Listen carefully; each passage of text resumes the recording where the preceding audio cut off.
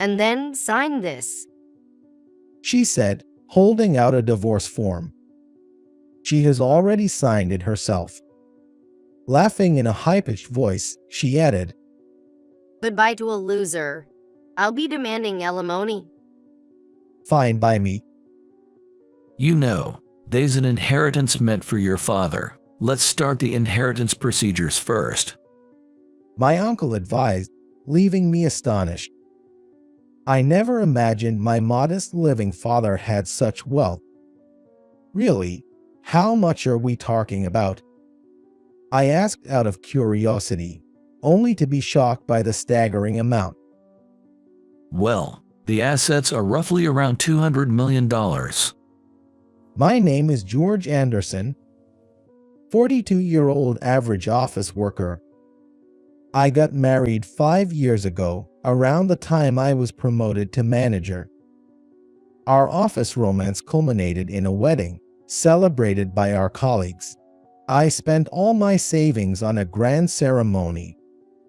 Still vividly remembering her radiant beauty and smile, she was the department's darling from the day she joined.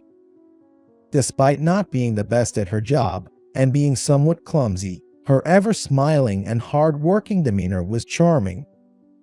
However, I never thought I'd stand a chance with her, merely admiring from afar. Working together on a project brought us closer, and after mustering the courage to confess my love, she blushed but nodded in agreement. We dated for several years after that, leading to my proposal when I got promoted. Really? I'm so happy. As people say, the engagement ring should be worth 3 months of my salary. I went all out, buying a large Alexandrite ring. She was moved, promising to never take it off. I was head over heels for her, vowing to never let her struggle. She wanted to be a housewife, saying, then, we need to buy a beautiful home. Her radiant smile was enough for me. We searched for properties together, eventually buying a luxurious apartment and going on an overseas honeymoon she desired. Though my savings were nearly depleted, my steady job ensured a comfortable life for us. We planned to save again, especially for future children. I longed for a peaceful, happy family. Coming home to a wife waiting for me, and someday adding children to that picture, living happily as a family, has been my dream for years. Perhaps it stems from losing my parents when I was young. Back then, I was completely caught up in the excitement. Welcoming a beautiful wife as my partner, securing a home to live in as a family, and dreaming of the future that lay ahead. I never imagined it would come to this. A happy family life. That dream was shattered a few years after marriage. Alice was a beautiful and glamorous woman. Dressing up flamboyantly suited her, and walking by her side was enjoyable. However, that feeling lasted only until the end of our honeymoon phase and early marriage. Initially, even the smallest gifts made her happy, but 5 years in, she changed completely. She used to welcome me home. Now, returning to a locked, dark, and silent house became the norm. The scattered living room makes me even more disheartened. Reluctantly, I organized a bit and changed from my suit into casual clothes before heading to the kitchen. The kitchen, unused by anyone, was clean, with of course no meals prepared. Opening the fridge, I found it stuffed with beer and hardly any real food. I had no choice but to take out one of the instant noodles I had stocked upon and turned on the kettle. Since I don't drink alcohol, the beer in the fridge belonged to Alice. She used to try her hand at cooking, not that she was any good, but I thought her efforts were adorable. But I realized she started to dislike cooking and suggested dining out at night. With both of us working and cooking being a hassle for her, I thought it best to give up on home-cooked meals. However, she disliked the idea of eating at nearby family restaurants or diners, always pushing for pricier places. When I said, "We can afford to dine at fancy restaurants every night," What? Why? Don't you have the means? Alice's beautiful face hardened as she incredulously asked that. If she disliked cooking, even supermarket deli food would have been fine. Or dining at family restaurants could have been a feasible nightly routine. Yet, she always demanded visits to upscale restaurants, places we'd go to celebrate special occasions, not daily dinners. I honestly didn't earn enough for that. Does this mean I lack the means? I thought I had enough to live a slightly luxurious life. But since getting married, her demands and spending only grew. She was probably out having fun again today. Disgusted by her absence past midnight, I tiredly went to bed. She returned just before I had to leave for work in the morning. Alice's late returns became a common occurrence. She'd leave the house, dressed extravagantly. When she returned just as I was about to leave for work, and brushed past me without a glance, saying, "Move, you're in the way." I couldn't say anything, just sighed and left the room. "I'm off." My quiet words were met with silence. Amid these days, I was shocked to find a billing statement for a card I didn't recognize. The bill was for several $1,000s. The card was likely opened in my name by Alice without my knowledge. Annoyed, I called the credit card company. Despite explaining it was unauthorized use, being married meant the charge couldn't be reduced. All I could do was stop the card's use. The detailed charges showed significant amounts spent at the same store. Fearing the worst, I hired a lawyer and detective to investigate. Then, it was revealed that she had been spending her nights at nightclubs, lavishing money on her favorite dancer. The realization that the money I worked for to support her lifestyle was being squandered on another man was shocking. I couldn't overlook this and took some paid leave to wait for Alice to come home. It seems I had to face the reality I had been avoiding. When she woke up past noon and noticed me, Alice frowned. Why are you here? "It's normal for me to be in my own house," I responded, to which Alice sneered. Oh, the house is mine now. I changed the deed. Didn't I tell you? Her laughter lacked any of the beauty she had when we married, replaced by a venomous woman standing before me. "I want to talk. Can you sit down?" Now you want to talk? Well, I guess I can listen. She said, sitting across from me reluctantly. "You opened cards in my name without telling me. How much did you spend?" I don't remember. I threw them away once they were blocked. Alice said, as if discarding trash. "About the club visits." Oh, you finally noticed. I've been going since I was working. What? What do you mean?" She seemed amused by my confusion. So, about Kevin.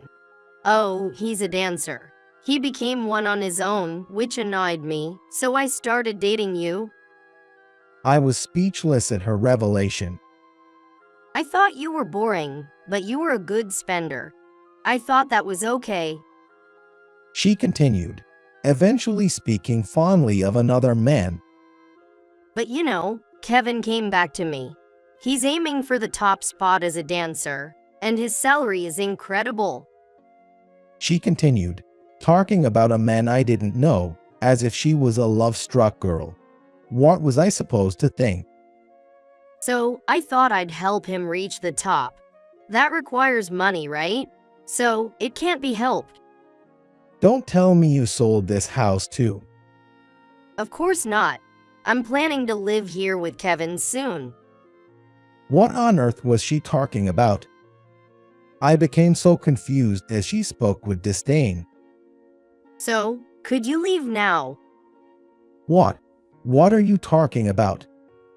I mean, I've already changed the deed, and I want to live with Kevin as soon as possible. You're in the way. You have the day off, right? Pack your things and leave.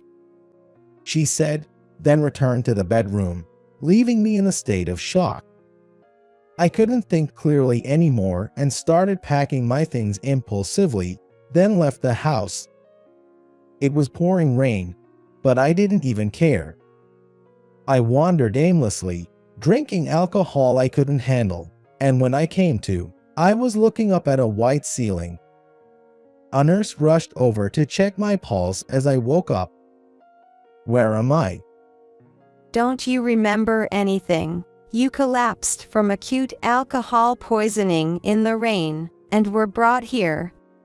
I am terribly sorry.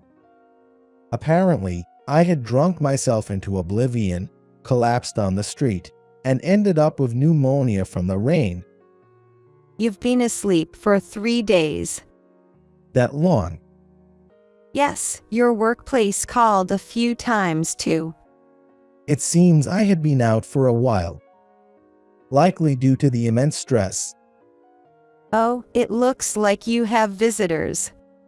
The nurse said, noticing someone at the door before leaving.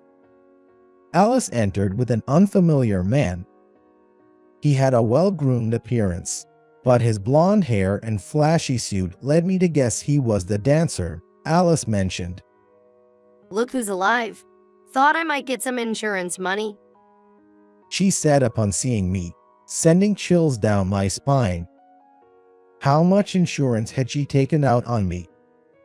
Oh, I threw away all the stuff you left in the room. I see. My room was simple, and I didn't have many possessions to begin with. The things I took with me were enough. And then sign this. She said, pulling out a divorce form. She had already completed her signature. Laughing in a high-pitched voice, she said, Goodbye to a useless loser. I'll be demanding alimony. Fine. I, no longer having the energy to argue, obediently filled out the divorce form, signed it, and handed it back to her. She happily took the documents and left with her lover.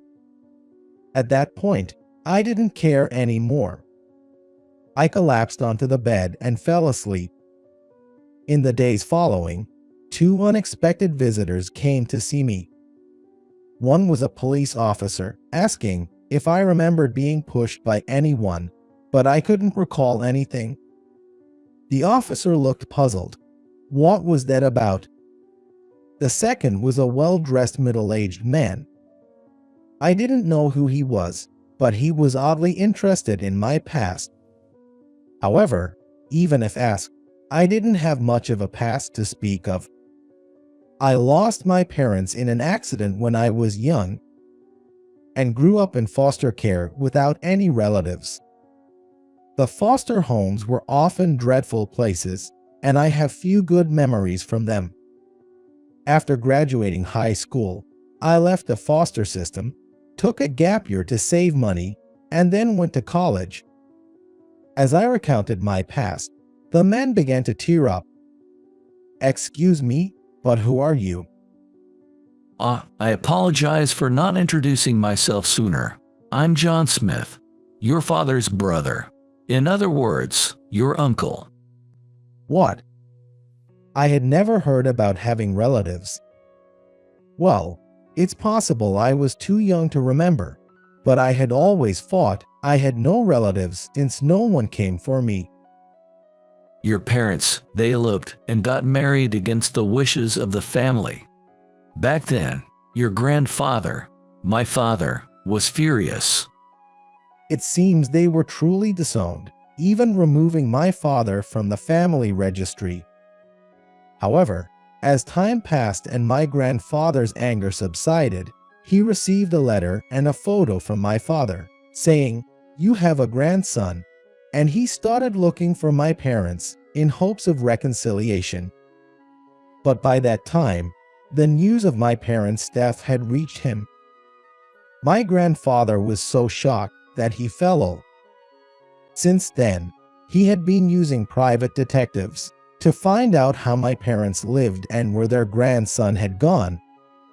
However, my parents had already been memorialized as having no relatives, and it was unknown to which facility I had been sent.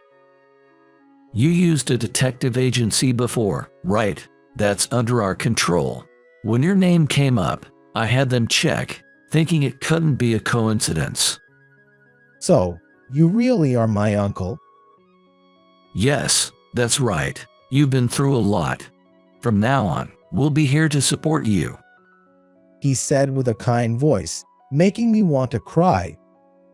Maybe it's because I've been alone for so long during hard times. It was the first time someone told me it was okay to feel at ease. Afterward, I shared everything with my uncle. From my marriage to Alice and its betrayal to the current state of affairs. How I was betrayed from the time we were dating, treated purely as a cash cow, and how I ended up losing the apartment I worked hard to buy and drowning in debt. My uncle then patted my head, saying, "You've done well." His hand felt so warm, and I found myself crying.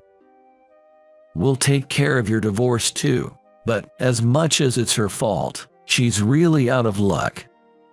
What do you mean? You see, there's an inheritance meant for your father. That's now yours. Let's begin the inheritance proceedings. I was surprised by his words. I never imagined my modest living father had such an inheritance. Really, how much are we talking about? The figure he mentioned in response was astronomical. Well, the assets amount to roughly about $200 million. A week later, I had returned to work. My colleagues congratulated me on my recovery, expressing relief that I was safe. It seemed I had worried them a lot. And with my return, I also reported my divorce, which made my colleagues give me indescribable looks. Their faces, a mix of pity and something unspoken, made me think, well, they knew her true nature. No, more accurately, rumors about her spread after our marriage. Everyone had been considerate, trying to keep the rumors from me, but it turned out Alice had been flirting with other male colleagues as well.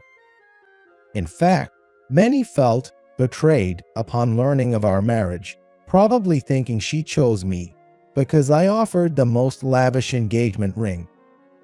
However, seeing me happy and apparently successful in my marriage at the beginning, they might have thought it was just a rumor. The women in the office were quite harsh, saying, "We knew she'd turn someone into a cash cow." They were also aware of Alice's reckless spending and her complaints about her boyfriend becoming a dancer. At the time, I was too enamored and about to get married, so they chose to remain silent. However, there seemed to be a sense of guilt towards me, having gone through such a messy divorce. It was my naivety. No one else is to blame. In the end, I got to meet relatives I thought I didn't have. I said with a smile. The atmosphere in the office lightened, and I felt happy to be working here again. After being kicked out of my home, I'm currently living in an apartment owned by the Smith family. I offered to pay rent for the quite nice apartment I was staying in, but was told, Originally, this was part of the inheritance meant for your father. Live here without worry. But surely, this luxury apartment itself couldn't be part of my assets, could it? With the mentioned estimate of $200 million, I was just trying to return to some semblance of normalcy amidst these surreal events. That's when my cell phone blared with a call. It was Alice. What could she possibly want with me now? How could you hide assets from your wife? That's the worst. And why should I have to pay alimony? Her shrieking voice blasted from the phone. I was clueless. What are you talking about? The divorce? You should have just silently paid the alimony. Why start a lawsuit? I had been advised by a lawyer that it was better to handle things legally, but with my hospitalization and reconnecting with relatives, I had completely forgotten. I thought the divorce was finalized when she submitted the divorce papers. And you said you had no relatives. What the hell? Grandson of the chairman of the Smith conglomerate. I didn't hear anything about this. The divorce is invalid. Amid her ranting, I couldn't grasp a single thing she was saying, so I silently hung up and blocked her number. After talking with my uncle, we decided to settle things with Alice over the weekend. The restaurant booked was a private room, and when I arrived, Alice and her affair partner were already there, glaring at me. Don't worry, everything has been taken care of. My uncle reassured me, patting my shoulder before we sat down opposite them to start the discussion. But what was there to discuss? We were already divorced, and I had given up everything. So, I did as you wished, divorced and gave up the house. What are you unsatisfied about? Everything. How could someone from the Smith family live so modestly? You're hiding money from me. What are you talking about? I reconnected with my uncle after our divorce. But it seemed she wasn't listening to a word I said. And not paying alimony? What's with suing me in civil court and me having to pay you? I glanced sideways to see my uncle smiling subtly. It appeared my family was handling things. And about the cards, you made them in your name. Why should I have to pay? No, you made them and used them yourself, But they're in your name, so you should pay. she demanded. My uncle calmly addressed her. Regarding that, the cards were not made by George. They were legally obtained, even if you were married. What? But we shared property, so it's fine. Then, you also have a responsibility to pay. My uncle continued, still smiling. Her affair partner said, Come on, you're rich. Just pay up since you're letting her go. That should settle it, right? with a sleazy grin, interjected. Clearly, such words shouldn't come from her affair partner. So let's not bother with court and just pay up, right? It's all troublesome for you two, isn't it? His one-sided proposal was giving me a headache. However, my uncle's calm words drastically changed the man's demeanor. Well, in that case, let's also address the credit card fraud and marriage scam in criminal court. What? Are you nuts? She just got tired of this fool. But that doesn't change the fact that under the law here, having an affair doesn't mean you have to pay alimony. My uncle continued in a slightly lower voice. Well, we can agree to pay some amount regarding the divorce. However, we can't overlook insurance fraud. What? What do you mean? George, were you aware that the life insurance taken out on you exceeded $2 million? Of course, I had no idea. When I inadvertently turned my gaze to Alice, she avoided my eyes as if trying to escape my stare. Then, we'll withdraw from the civil lawsuit. We'll also pay an appropriate amount. My uncle said as he stood up, urging me to follow. As I got up and headed towards the exit, Seems like if we investigate your past, we'll uncover plenty of dirt. We'll be filing this as a criminal case, so be prepared. my uncle left those chilling words for the two of them and exited the restaurant with me. Things moved quickly after that. My uncle had prepared all the necessary procedures, and I was in a position where I just had to file a lawsuit, which surprisingly went smoother than I had anticipated. We sued Alice and Kevin for attempted insurance fraud among various other charges. The fact about the insurance was especially terrifying since I had no idea about it. On the day, I was kicked out during the heavy rain. It seems Kevin had been following me. Though I have no memory of it, apparently, he pushed me down some back alley stairs and left after making sure I was unconscious. I was told by doctors that I might not have survived if I had been found any later. The early call to the ambulance was thanks to a detective from the Smith family who had been keeping an eye on me. The evidence gathered by the detective included clear proof of Alice's infidelity and an investigation into Kevin's conduct.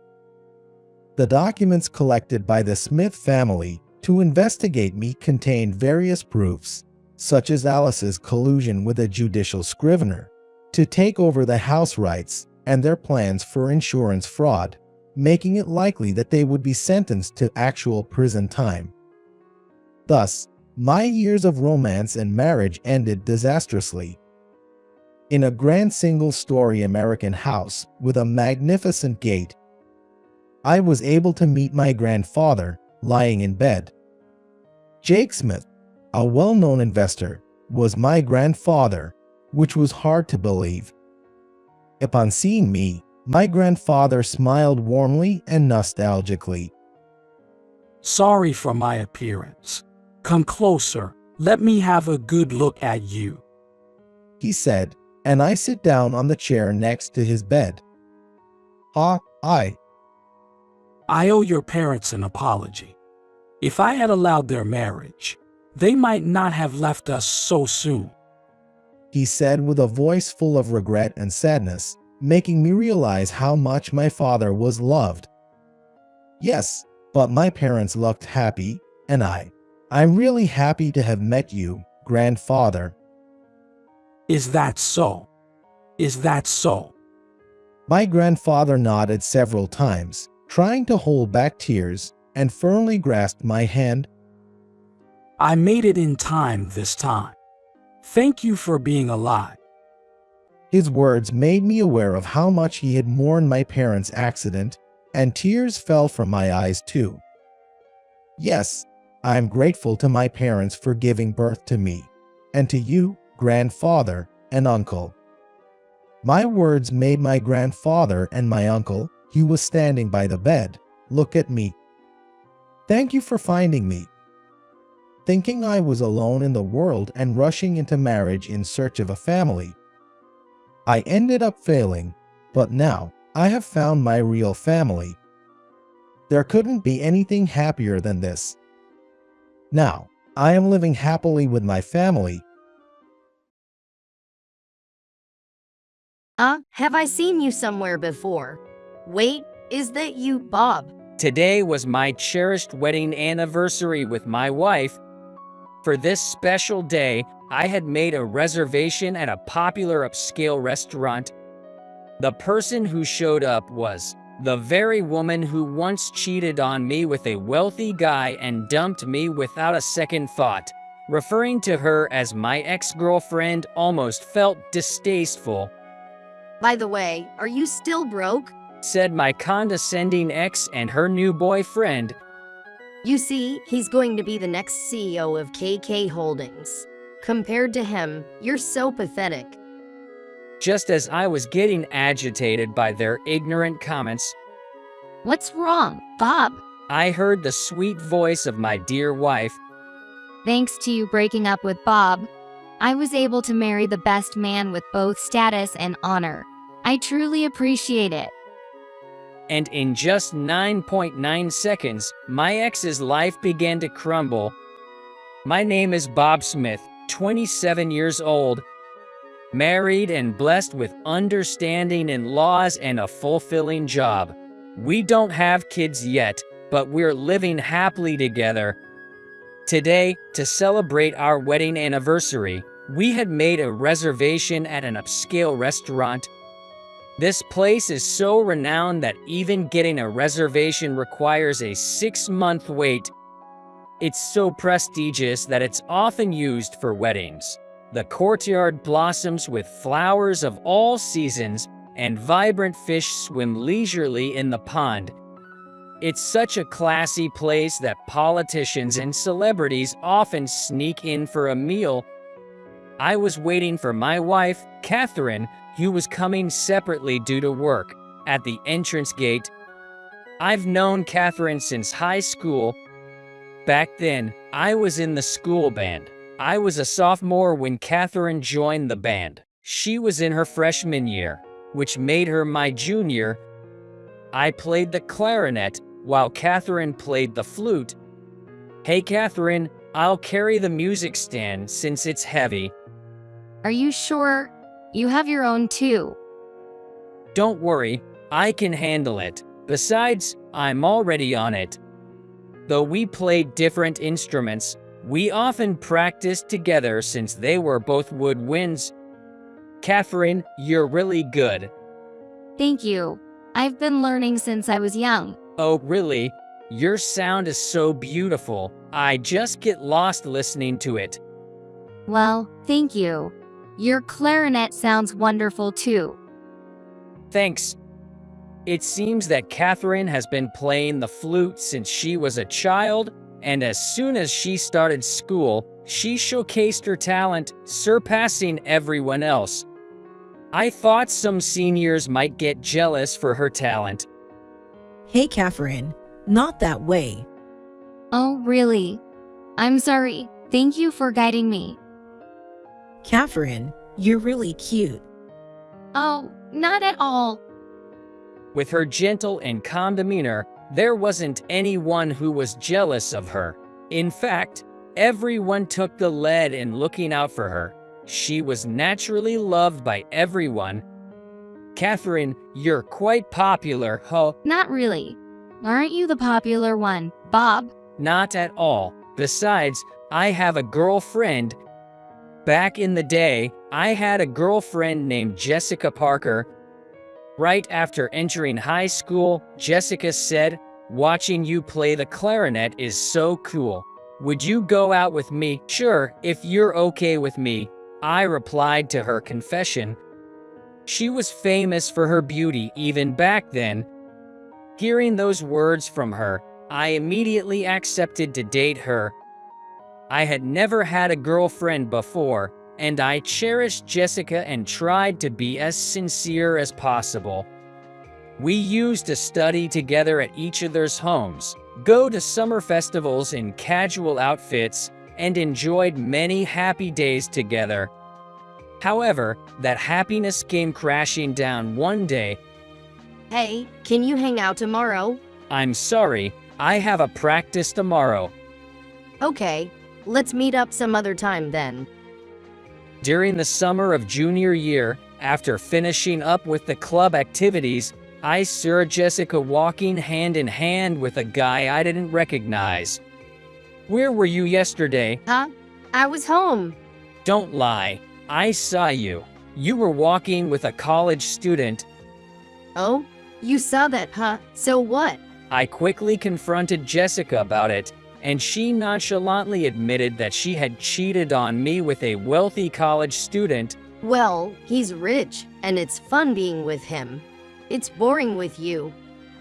What the heck? Well, that's the situation. Let's break up. Just like that, she dumped me. When it rains, it pours. Spring of my senior year, my dad passed away in a car accident. Furthermore, it was a slippery road accident involving another person, leading us to pay a hefty compensation. I was attending a public high school, so I was likely to graduate, but I had 2 younger brothers. Both are in their growing phase and are middle schoolers with hefty appetites. I couldn't just let my mom bear all the burdens, so I decided to get a part-time job and contribute financially to the household. After classes, my days were filled with work. I stopped showing up to the school band practice altogether. Hey, isn't that Bob? One day at the grocery store where I worked, Jessica came in. You're working now. You must have some money to hang out, right? Let's go somewhere. I'm not going. I'm not working to have fun, and I have no place to be with someone who's not my girlfriend anymore. Come on, it's fine. If you're not working for fun, then why? It's none of your business. Just tell me. Enough, I need it to live. I have to work to eat. When I explained my situation to Jessica, who was pestering me during my shift, her previously playful demeanor changed instantly to roaring laughter. Oh my gosh, seriously, you're so broke. That's hilarious. I was deeply angered by Jessica's mocking laughter. Just leave it. We broke up, remember? Right. I made the right choice breaking up with a broke guy. See ya, poor guy. And with that, she left. In addition to my anger, I was deeply hurt by the series of misfortunes and the prospect of repaying the debt for a long time. That's when Catherine came to my rescue. Catherine, who would frequently visit my workplace, would always ask, "Mike, please perform at the concert." It's just not possible. Why? If I don't work, my younger brothers won't have enough to eat. I opened up about my circumstances to her since she often visited me. And on that note, I turned down the opportunity to perform at the concert. In that case, I'll take up a part-time job in your place. So, please participate in the performance. Why would you go to such lengths? Isn't the upcoming performance your last one? Everyone wants to perform with you. So, please participate. Everyone is waiting for you. She wasn't the usual gentle girl who everyone fussed over, but strong and captivating. Are you okay? Oh, yay, it's nothing. Actually, I had fallen for her. Bob, why not reduce your work hours a bit? Encouraged by the words from the store owner, I discussed it with my mom. Mom, I really want to be part of the final performance. Can I cut back on my work hours? Feeling guilty, I put forth my request, but she nodded with a smile. You are always doing your best. Of course, you can go for your last performance. We'll save more. Don't worry about us, Bob. As long as we have rice, we're good. Supported by my brothers, I managed to perform at the final concert. The performance was a huge success. Here's a token of our appreciation. I received a bouquet from my juniors on stage. Upon closer inspection, the bouquet was made of vegetables like broccoli and green onions. Overwhelmed, I shouted, "You guys are the best," to everyone. Soon, I found myself crying and laughing, swarmed by everyone. After that, I went back to my grind of working part-time. I decided not to go to college and was hoping to get a job. The store owner, who ran the grocery store I worked at, approached me. Bob, I've always admired your work ethic. Would you like to work at my liquor store? I was offered a full-time position at his liquor store. I felt blessed to get a job right after high school, but I was sad about not seeing Catherine again. Later on, I spoke to Catherine, who had been visiting me at work.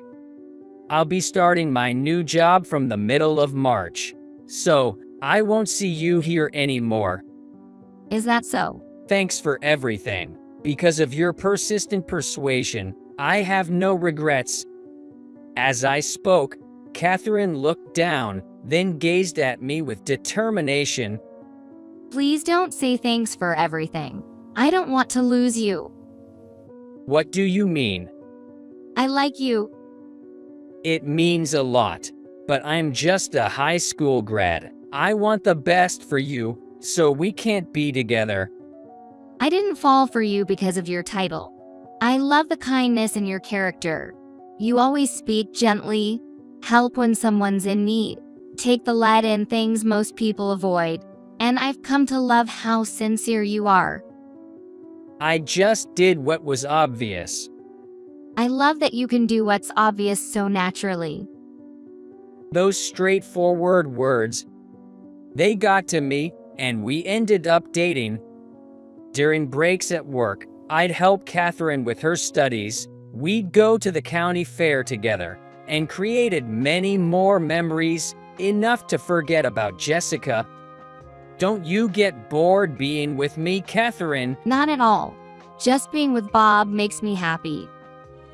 Really? You're not forcing yourself. Come on, I'm being honest.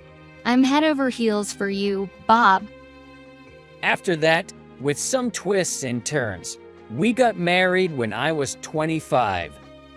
Not only family members, but also friends from our school band were invited to the wedding. Bob, if you make Catherine cry, you have us to deal with. I got it. And today marks our second wedding anniversary. Oh, Thompson. Lost in thought about those days, a couple approached. I recognized the woman after a closer look. Then, it hit me. It was Jessica, who dumped me without a second thought a few years back. She had matured, but her vibe hadn't changed. I didn't recognize the man, but he was dressed in a fancy-looking suit, and both his shoes and watch were gleaming. He was wearing items that were clearly high-end at first glance. Wait, I know you. Bob. Do you two know each other? He's the guy I told you about. Dated him just for his looks back in high school. Boring and poor. Oh, so he's that embarrassing part of your past. Seemed like she realized who I was. She approached, smirking. Why are you here? Poor ex-boyfriend Bob. It's none of your business. Just move on. What's the harm in catching up? After all, it's between you and me, right? Stop it. We've nothing to do with each other anymore, and I don't plan on changing that. Poor people. So narrow-minded. Yay. I tried to brush off the increasingly irritable Jessica. So, are you still broke?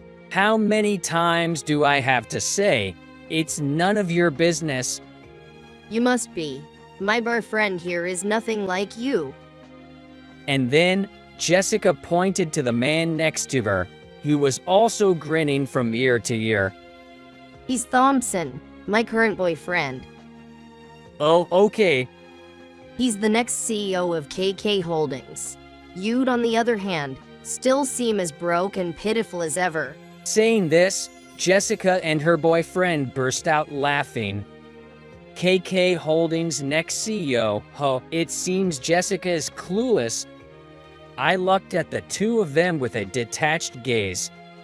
Are you still working part-time at that liquor store? Or maybe doing some construction work?